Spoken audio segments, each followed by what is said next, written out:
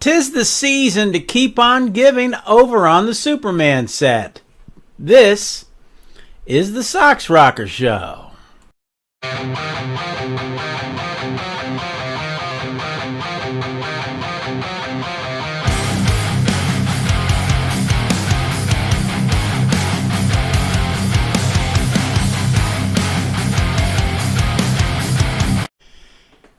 Today I'm going to talk about this guy. Now, most believe that he's Ultraman, or rather a variation of him created and or somehow came to be controlled and or manipulated by none other than Lex Luthor to manhandle the big boy Blue Scout, because he, as many others you see, simply do not trust said alien running around saving people with all those superpowers. Does this sound familiar? Lex, a Kryptonian variation created or controlled by Lex, fueled by hate and filled with resentment to do battle with Superman in a world where many do not trust him? Does it? Kinda, maybe? Sorta? Anyways.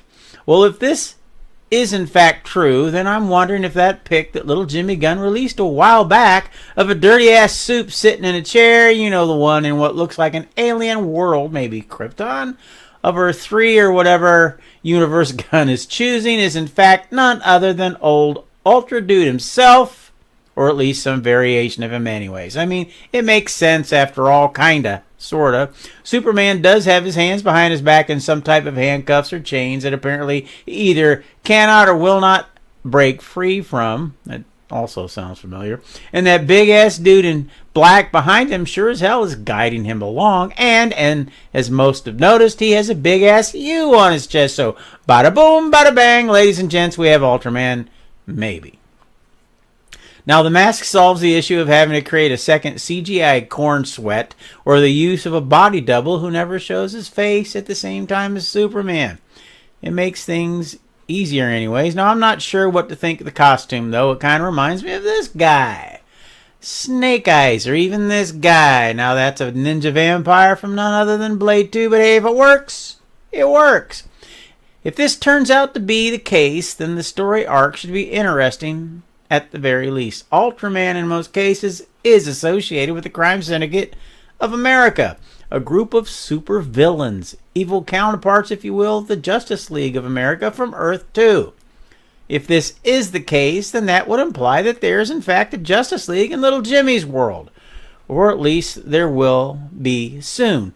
Now, yes, the crime syndicate later became associated with Earth 3 after the New 52 reboot debacle, but I'm not going into all that because it's rather boring, and really most people who will see this movie will neither know nor care about the specifics. Hell, I know them and I don't even care. Now, this could explain that tubular spacecraft looking thingy that we see Perry White, Lois Lane, Jimmy Olsen, etc., popping out like long lost puppies.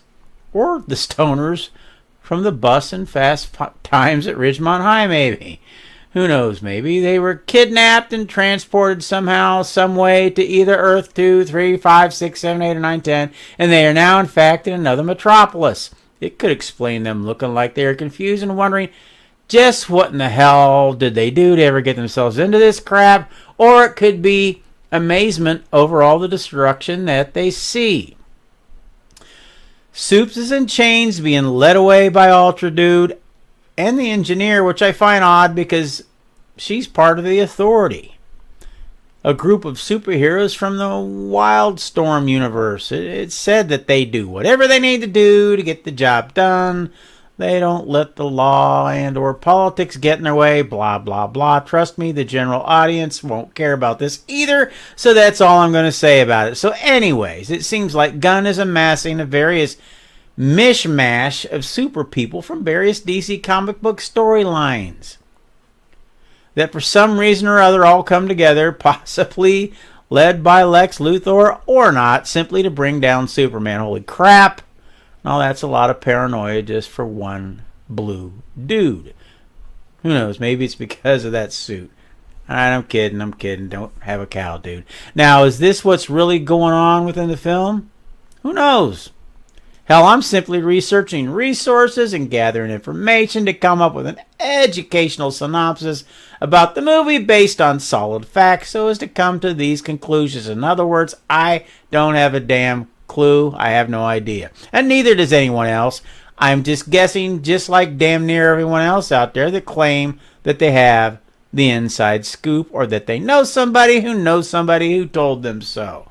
Trust me, they don't know. Hell, nobody knows except for maybe James Gunn, and the jury is still out on that guy. I can only say this for sure.